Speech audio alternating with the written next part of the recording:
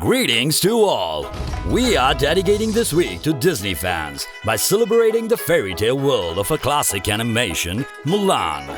The animation of this Chinese legend came out in 1998, which has been recently made into a live-action film.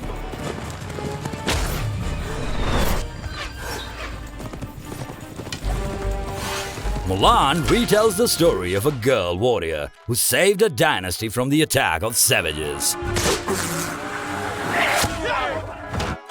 Girl power mode on! Without further ado, let's all hail Hua Mulan and jump into the story of a girl who became a legend. The film's mainstream focus is Chinese culture and traditions, so at the opening section, we are given a view of Chinese landscapes and temples as we see little Mulan practicing martial arts like a pro and scaling the roofs of a community home, chasing a chicken like a force to be reckoned with. Way to go, girl! Since the first scene, Mulan is shown to be a special girl blessed with a powerful qi, destined to bring dishonor to her family as she doesn't fit into the traditional Chinese standards of a proper woman. No!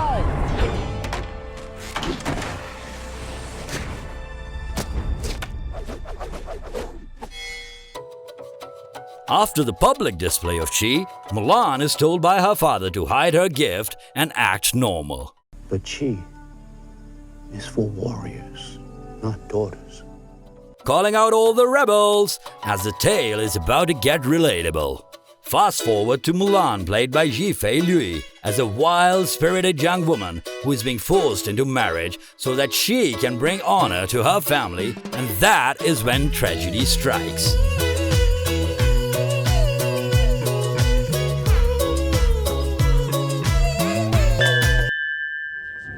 They have failed to raise a good daughter.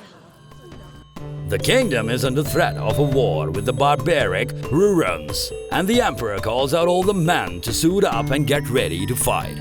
Trouble comes to paradise when Mulan's crippled father volunteers as a soldier from the Hua family. Because he has only 2 daughters, it's a matter of pride and honor, guys. Mulan's father, Zhou Hua, has served the imperial army before and even owns a sword as a souvenir. But this time, Mulan and her family know that if he went to war, he is not coming back. I've been loyal, brave, and true. This crisis forces Mulan to stand up to her father. The scenes between Mulan and her father are especially sentimental for us, as the whole film centers around family ties and love. Zima outshines in the role of her father and radiates paternal authority and love, while Mulan makes this life-changing decision of going to the battlefront in place of her father by pretending to be his son. Oh yes, folks, she is the man.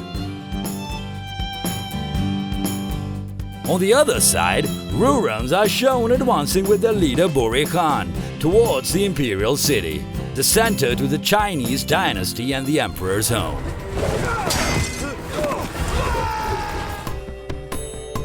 Jet Li plays the mighty emperor, and we were thoroughly disappointed that he didn't have many scenes, but worry not, folks, he shows his moves in the climax to make up for it. All hail Emperor Jet Li! Buri Khan is played by Jason Scott Lee, the star of Dragon, the Bruce Lee story, and the voice behind the famous character Mowgli in the 1994 version of The Jungle Book.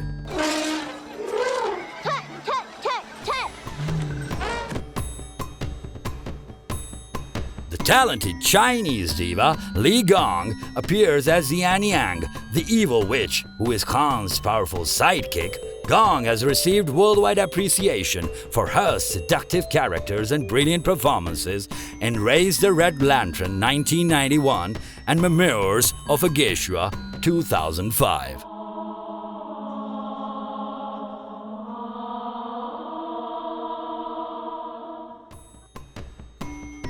While playing Mulan, Yifei Liu performed 90% of her stunts as she is proficient in martial arts, sword fighting and horse riding.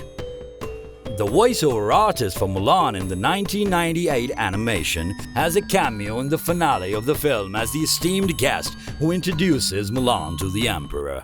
Your Imperial Highness, Hua Mulan. Mulan's family wakes up to find her gone along with her father's sword and armor. Her father sends a prayer to the guardians to protect her daughter, and we see a phoenix guarding Mulan and showing her the way to the army camp.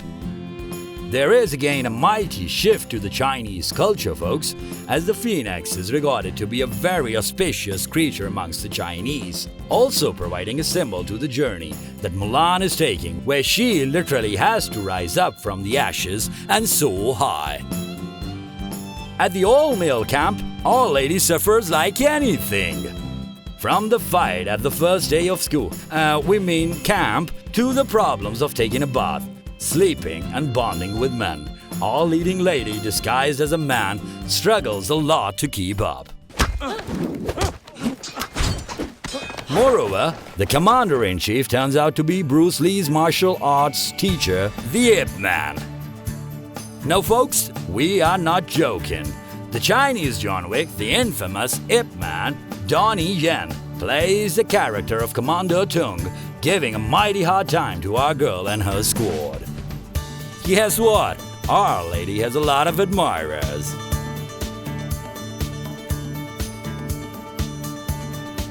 As Mulan makes her way through everyday combat challenges and wins the respect of the commander and her peers, it becomes more and more impossible for her to hide her true identity.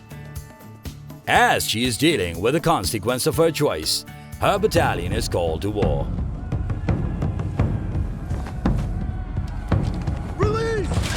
While her friends face the savage Roruns, Mulan finds herself face to face with Xian Yang and her true self.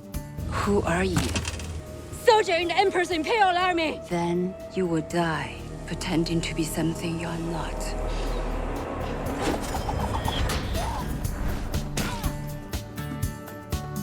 Mulan realizes how her life would cost her the lives of her battalion, and she reclaims the power of her chi by shedding her armor in disguise. The next couple of scenes include a magnificent slow-motion display of Mulan's swordsmanship. It was grace personified, peeps. But the thrill doesn't last long as the next scene shows Mulan revealing her identity to her squad and being abandoned with the threat of execution if she ever shows up again. It's trying times for our heroine. The finale to the film is packed with action as we see the army racing to the Imperial City to save the Emperor under the leadership of none other than Our Lady Warrior, Mulan. Xian Yang's character makes a complete reversal as she is shown helping Mulan and even dying for her at the end. We are the same. They accept you, but they will never accept me. The two women shared a deep connection as they are both accustomed to getting shunned by the society for their extraordinary powers. Long story short, Mulan saves the Emperor by killing Bori Khan and is offered a special position in the army as a reward.